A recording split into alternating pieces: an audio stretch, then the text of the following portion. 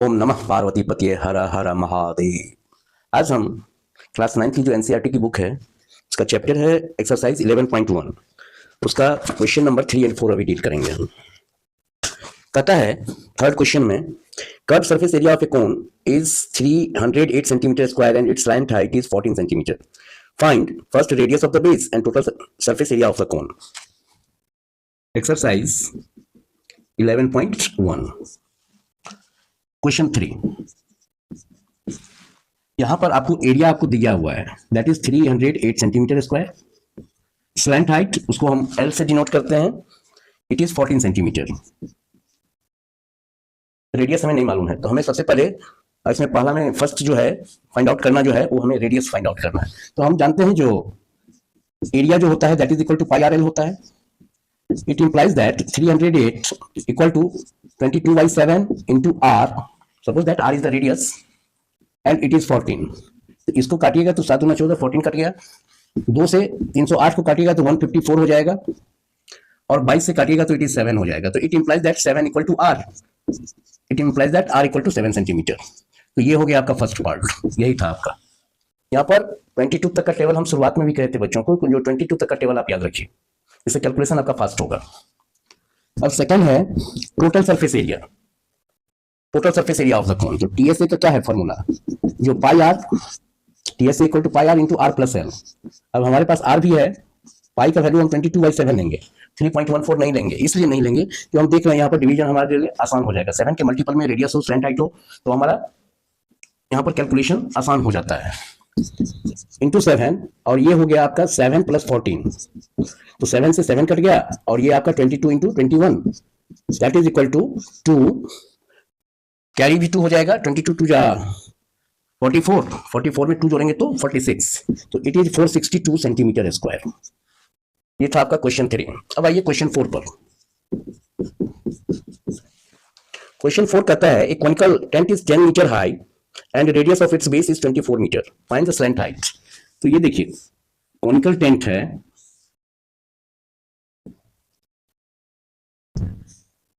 तो इसका दिया है जो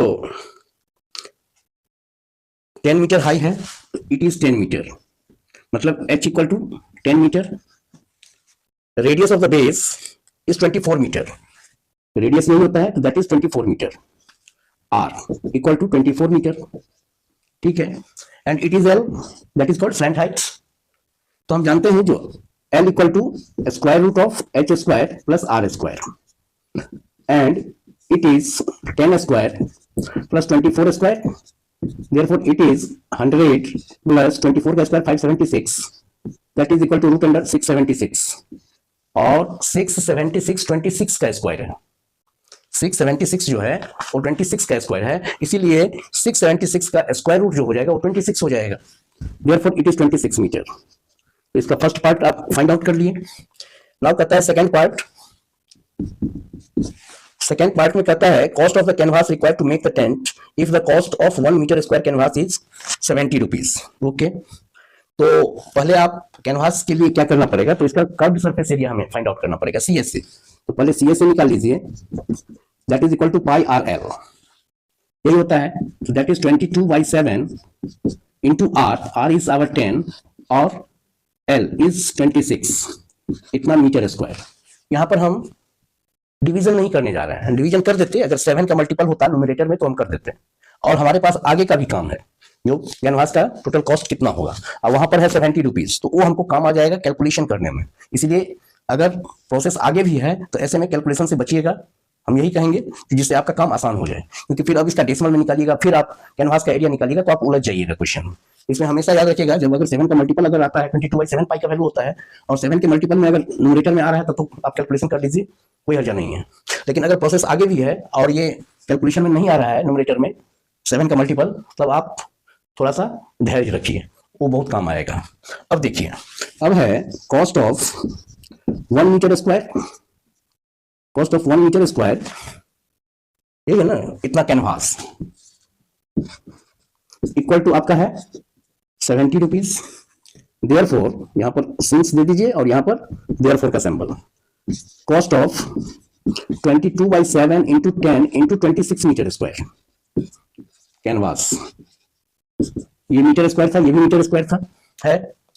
तो इतना मीटर स्क्वायर क्या होगा, जैसे आपको कहते हैं जो एक ट्रॉफी का दाम अगर 10 रुपया है तो 4 ट्रॉफी का दाम कितना होगा, तो 4 ट्रॉफी को 4 गुने 10 करते हैं, वैसे ही इसको आप मल्टीप्लाई कर दीजिए तो 70 से, तो दैट इज 22/7 इंटू 10 इंटू 26,